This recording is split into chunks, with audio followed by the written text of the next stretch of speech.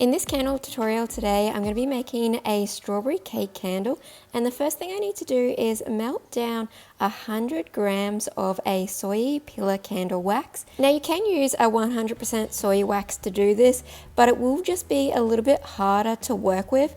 100% soy wax are quite soft, so by using a soy pillar candle wax that's designed to be a bit more firm, it's going to be a lot easier to create that crumble. So I've melted that down and I've added in my color. I'm using a brown liquid dye, and then I'm just testing it out to make sure it's the correct color. So a little way that you can do this is by taking a bit out and putting it onto a white piece of paper or a white surface, and that's going to give you a really good indication of what it's going to look like when it does set.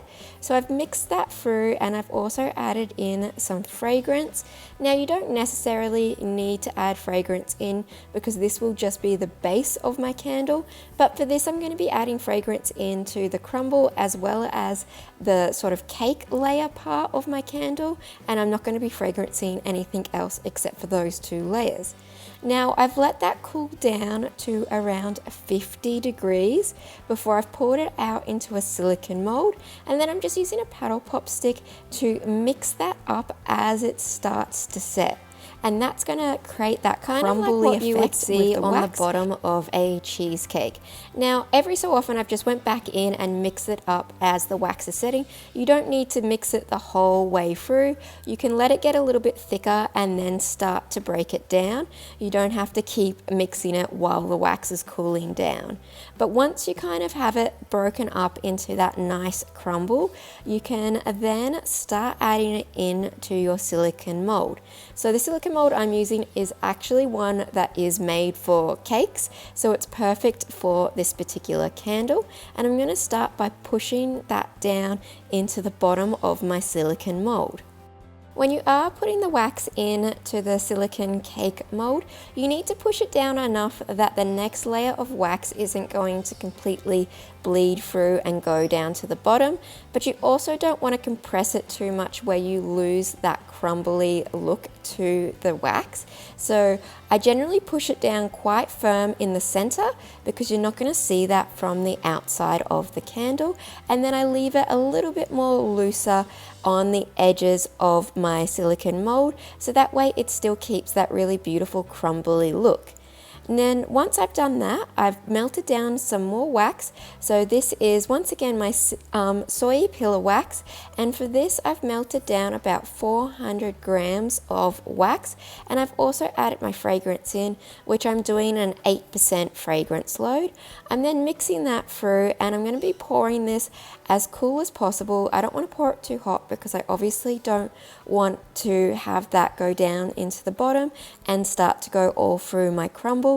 So by pouring it when it's a little bit cooler, it means that it's not going to completely just start to melt the previous layer of wax.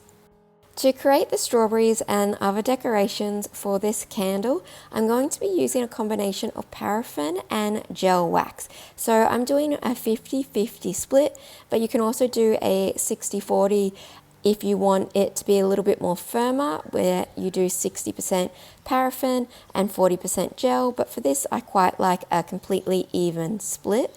And I've melted that down, and I've also added in some of this candle dye, which is called Cherry Red, which honestly is the perfect color if you want to be doing raspberries and strawberries. And I've added that in to my 50-50 split of the gel and paraffin wax. Now, because I am using gel wax, I do need to pour this quite hot. Because gel wax does cool down quite rapidly, and it does get quite thick when it does start to cool down, unlike other waxes. So you do need to work with this fast and also work with it when it is quite hot. So I believe this was like 110 when I was pouring it, but it will cool down within a matter of minutes, so you don't have long to work with it, especially if you are trying to pour it into these littler molds. If it does get too thick, it won't be able to fill in all of those little gaps in the silicone molds, so you do need to do it quite hot.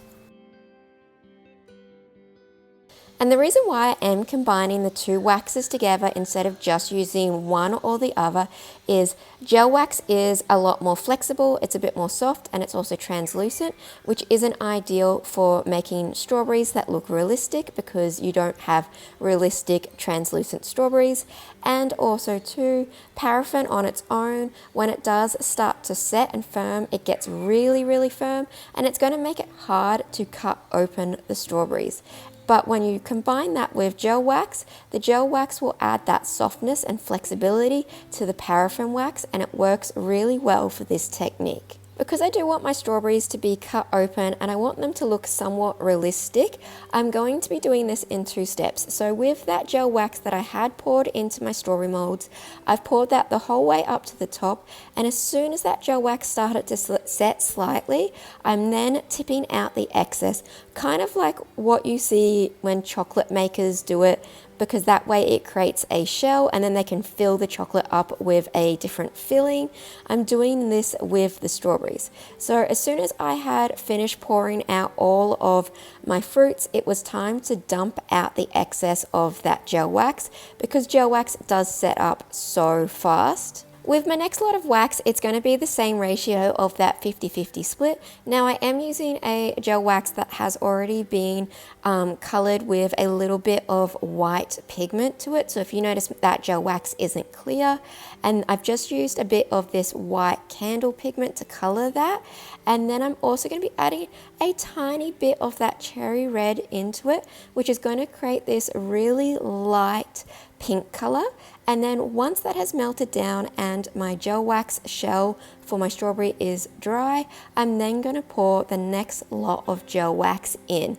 And this is going to create that layered effect. So when I cut the strawberry open, the outside is going to be a darker color than the inside.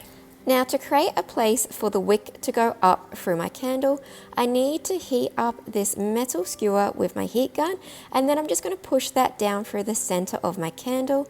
And then once that I have done that, I can pull the skewer out, and that will leave a hole, which then means I can place my wick up through the center. With the leftover strawberry center wax, I've added a little bit of this hot pink candle dye just to make it a little bit more pinky toned than red toned for the last layer to my candle cake. And I left this part of the candle to completely set until the next day.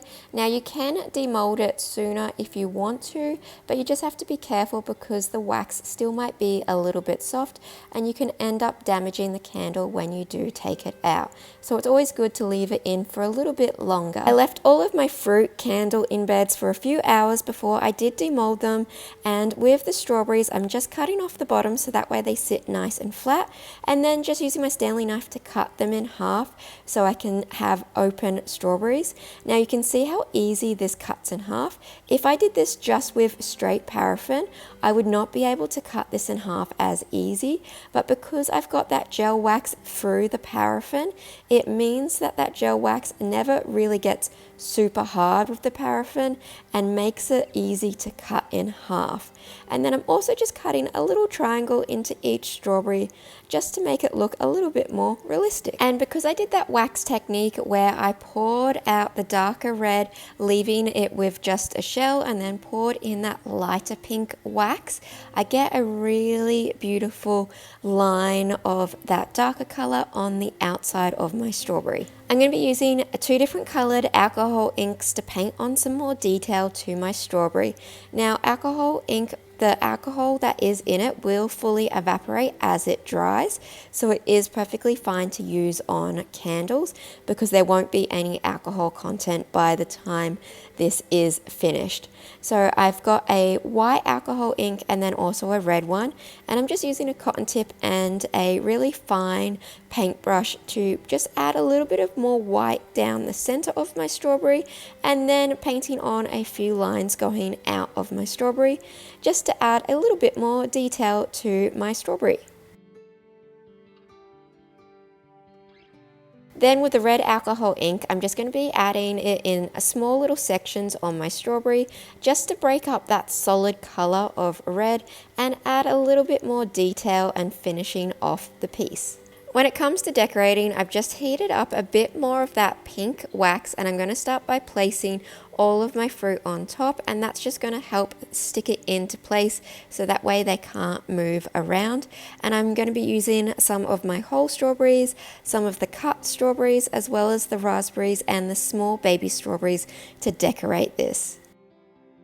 And then to finish this off, I decided I wanted to use the leftover wax to just do a drip going around the edge of my cake. So I did let this cool down slightly before pouring it over the top.